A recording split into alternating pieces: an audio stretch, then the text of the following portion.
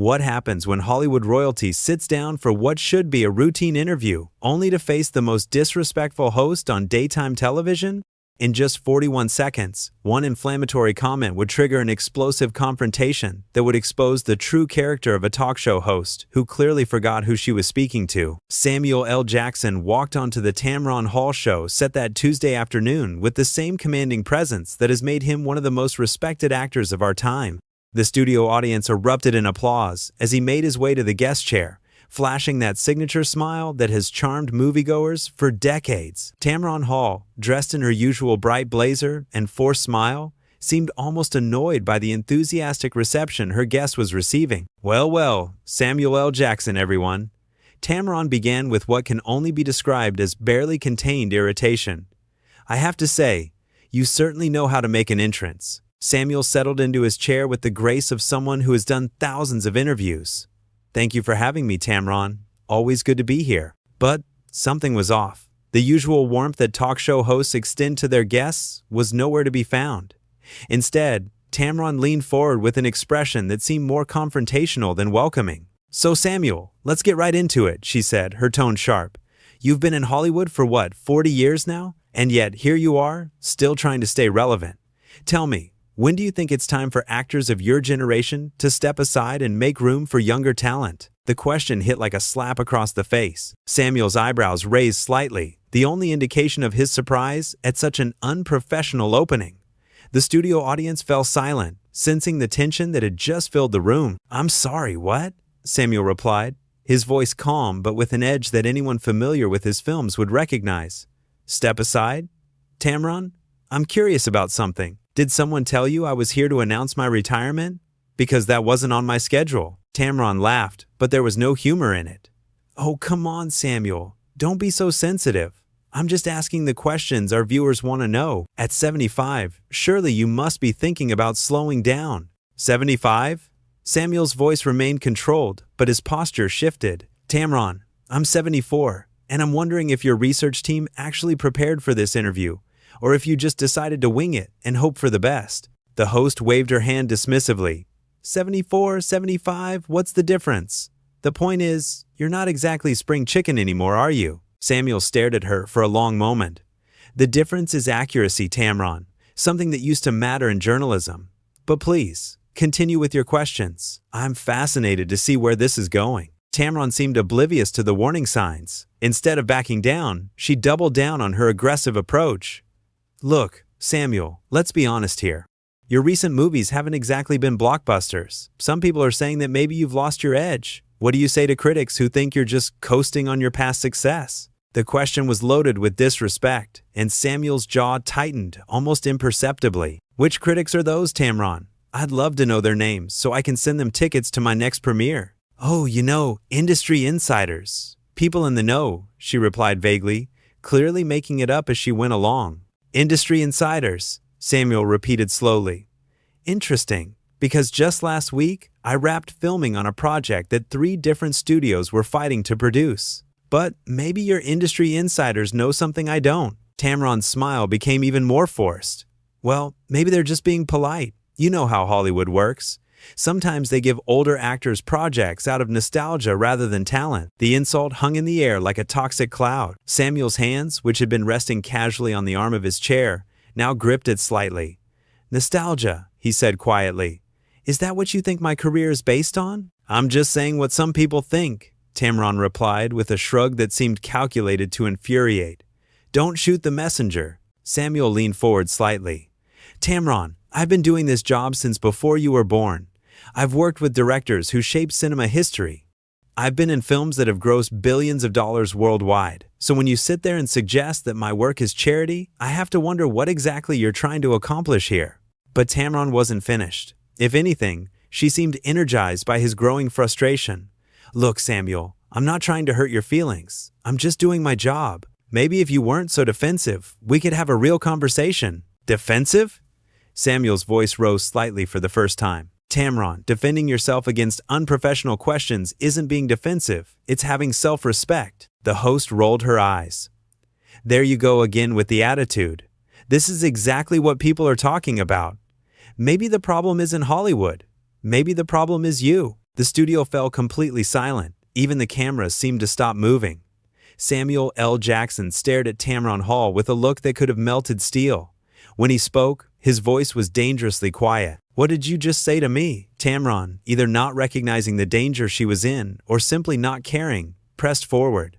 "I said maybe the problem is you, Samuel. Maybe that's why your career isn't what it used to be. Maybe that's why you're here on my show instead of The Tonight Show." The comparison was the final straw. Samuel's composure, which had been hanging by a thread, finally snapped. He stood up slowly, his full height towering over the seated host. "Let me explain something to you, Tamron," he said, his voice carrying the weight of decades of experience and respect. "I came here as a courtesy.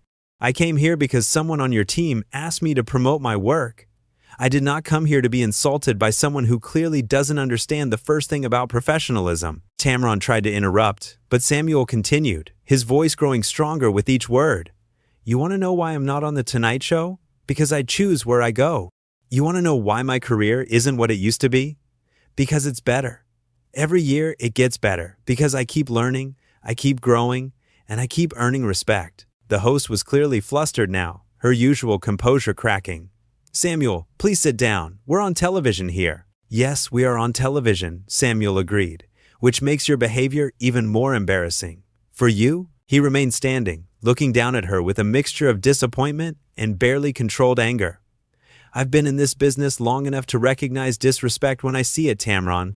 And what I see here is someone who forgot that having a television show doesn't give you the right to treat your guests like they're beneath you." Tamron's face flushed red as she realized her interview was spiraling completely out of control. The studio audience sat in stunned silence, some pulling out their phones to record what was clearly becoming television history. But instead of apologizing or trying to salvage the situation professionally, Tamron made the worst possible choice. She decided to fight back. "Excuse me, Samuel," she said, her voice rising to match his intensity.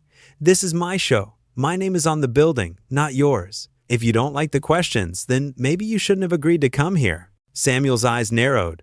"Your show?" he repeated slowly. "Let me tell you something about shows, Tamron. A show is only as good as the respect it shows its guests. And right now, your show is failing spectacularly." Tamron stood up as well, clearly trying to match his presence, though she fell far short.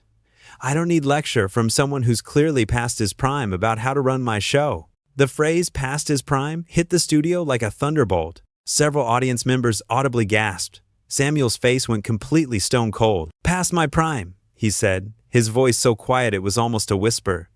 "You really want to go there, don't you?" Tamron, emboldened by what she mistook for weakness, pressed her attack. "I'm just being honest, Samuel. Sometimes the truth hurts. Maybe if more people told you the truth instead of kissing up to you because you're famous, you'd understand where I'm coming from." Samuel stepped closer to her desk, his presence filling the entire studio. "The truth? You want to talk about truth?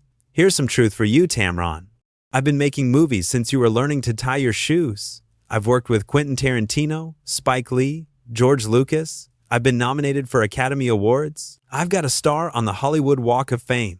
So when you sit there and tell me I'm past my prime, what exactly are you basing that on?" Tamron waved her hand dismissively again, a gesture that was becoming more irritating each time she used it. "Awards don't mean everything, Samuel. Box office numbers don't lie. When's the last time you had a real hit?" "A real hit?" Samuel's voice was incredulous. "Tamron, do you even watch movies? Or do you just read headlines and think you understand the film industry?" The host crossed her arms defensively. "I know enough to know that your last few movies went straight to streaming. That's not exactly a sign of success." Samuel laughed, but there was no humor in it. "Streaming? You mean the platform that reaches hundreds of millions of people worldwide? The same streaming services that are revolutionizing how content is consumed? Tamron, you're talking about the future of entertainment like it's some kind of failure." "Well, it's certainly not the big screen success you used to have," she shot back stubbornly. "Used to have?" Samuel's patience was wearing dangerously thin. "Tamron, I was in a Marvel movie 2 years ago that made over $1 billion. But apparently your research team missed that too." The audience began to murmur among themselves. It was becoming clear to everyone in the studio that their host had come completely unprepared and was now embarrassing herself on live television. But Tamron seemed oblivious to the growing disaster. "Look, Samuel, you're clearly emotional about this," she said with condescending tone that made everyone in the room uncomfortable. Maybe we should take a commercial break so you can collect yourself." The suggestion that he needed to collect himself was the spark that lit the fuse. Samuel's composure, which had been holding by the thinnest thread, finally exploded. "Emotional?" His voice boomed across the studio. "You invite me onto your show, insult my age, insult my career, insult my intelligence, and then tell me I'm being emotional when I respond with facts? Tamron, the only emotional person in this room is you, and your emotion is jealousy." "Jealousy?" Tamron's voice cracked slightly. "Jealous of what?" "Jealous of a career that spans decades. Jealous of respect that's earned, not given. Jealous of someone who built their reputation through hard work instead of just being handed a television show." The words hit Tamron like physical blows. Her face went from red to pale in seconds. "How dare you?" she whispered. "How dare I what?" Samuel demanded. "How dare I defend myself against your unprofessional behavior? How dare I expect basic courtesy from someone who calls herself a journalist? How dare I demand the respect that I've earned through 40 years of excellence?" Tamron was clearly scrambling now, looking around the studio as if searching for help. "Samuel, you're making a scene. Our viewers don't want to see this kind of behavior." "Your viewers," Samuel said, gesturing toward the audience, "are watching their host attack a guest for no reason other than her own insecurity. Your viewers are watching you embarrass yourself and this network on live television." The host tried one last desperate attack. "Well, maybe if you weren't so arrogant, people wouldn't have problems with you. It was the wrong thing to say." Samuel stepped even closer to her desk, his full presence bearing down on her. "Arrogant? Tamron, confidence earned through decades of success isn't arrogance. Arrogance is thinking you can insult someone who's achieved more in 1 year than you have in your entire career." "I've had a very successful career," Tamron protested weakly. "Have you?" Samuel's question cut through the air like a knife. "Because from where I'm standing, it looks like your idea of success is tearing down people who are better than you." The studio was completely silent except for the hum of the cameras. Tamron looked around desperately, clearly hoping someone would step in to save her, but her crew, apparently as shocked by her behavior as everyone else, remained frozen. "This interview is over," Samuel announced, his voice carrying the authority of someone accustomed to command. "I came here to talk about my work, not to be insulted by someone who clearly has no respect for her guests or her profession." But Tamron, in what would prove to be the final nail in her professional coffin, decided to make one last stand. "You can't just walk out on me, Samuel. This is live television. You have an obligation to finish this interview." Samuel stopped in his tracks and turned back to face her. The look in his eyes was terrifying. "An obligation?" His voice was deadly quiet. "The only obligation I had was to show up, which I did. Your obligation was to conduct a professional interview, which you failed to do. So no, Tamron, I don't have any obligation to sit here and let you embarrass yourself further." Tamron's desperation reached a new level as she watched her interview collapse in real time. Instead of accepting defeat gracefully, she made the catastrophic decision to try one final power play that would seal her fate forever. "Fine, Samuel," she said, her voice shaking with barely controlled rage. "If you want to act like a diva and storm off my set, that's your choice. But don't expect anyone in this industry to take you seriously after this tantrum." The threat hung in the air like poison gas. Samuel, who had been moving toward the exit, stopped dead in his tracks. When he turned around, his expression was something that would haunt Tamron Hall for the rest of her career. "A tantrum," he repeated, his voice so low it was almost inaudible. "You think this is a tantrum?" The entire studio held its breath. Even the camera operators seemed afraid to move. Samuel walked back toward the desk with the slow, deliberate pace of a man who had reached his absolute limit. "Let me tell you what a tantrum looks like, Tamron," he said, each word precisely articulated. "A tantrum is what you've been throwing for the last 20 minutes because you realized you were completely unprepared for this interview." Tamron tried to interrupt, but Samuel's voice rose to cut her off completely. "A tantrum is attacking your guest because you're insecure about your own abilities. A tantrum is threatening someone's career because they won't sit quietly while you disrespect them." The host was visibly shaking now, but she couldn't seem to stop herself from making things worse. "I'm not threatening anyone. I'm just stating facts about how this industry works." "Facts?" Samuel's laugh was harsh and bitter. "Here's a fact for you, Tamron. I've been working in this industry since before you knew what a camera was. Here's another fact. My phone will ring tomorrow with 3 new job offers. Here's one more fact. Your behavior today will be remembered long after your show is canceled." The prediction hit Tamron like a physical blow, and she stumbled backward slightly. "My show isn't going anywhere," she said, but her voice lacked any conviction. "Your show," Samuel said, gesturing around the studio, "just broadcast 25 minutes of you attacking a guest who came here as a favor. Your show just showed the world what kind of person you really are. Your show just proved that having a platform doesn't make you worthy of it." Tamron's face was now completely drained of color. She looked around frantically at her crew, but they were all staring at Samuel with a mixture of fear and admiration. No one was coming to her rescue. "I was doing my job," she whispered, her earlier bravado completely gone. "Your job," Samuel said, moving closer to her desk, "is to make your guests feel welcome. Your job is to ask thoughtful questions that inform your audience. Your job is to conduct yourself with professionalism and dignity. You failed at every single aspect of your job today." The host tried one last desperate plea. "Samuel, please, can we just start over? I think there was a misunderstanding." The word misunderstanding seemed to break something inside Samuel. His voice, when he spoke again, carried the full weight of his decades in the entertainment industry. "A misunderstanding?" he said incredulously. "Tamron, there was no misunderstanding. You understood exactly what you were doing when you called me past my prime. You understood exactly what you were doing when you suggested my career was based on nostalgia. You understood exactly what you were doing when you told me the problem was me." Each accusation hit Tamron like a hammer blow. She gripped the edge of her desk as if it was the only thing keeping her upright. "You knew what you were doing?" Samuel continued relentlessly. "And you did it anyway because you thought I would just sit there and take it. You thought wrong." The studio was so quiet that the sound of Samuel removing his microphone seemed to echo off the walls. He placed it carefully on the guest chair and looked at Tamron one final time. "I've met a lot of people in this business, Tamron. Good people and bad people. People who earned their success and people who had it handed to them. But I've never met anyone who was so willing to destroy their own reputation just to try to hurt someone else." Tamron opened her mouth to respond, but no words came out. She was completely defeated, and everyone in the studio could see it. Samuel straightened his jacket and looked directly into the main camera. "To anyone watching this at home, I want you to know that I have nothing but respect for good journalists and good talk show hosts.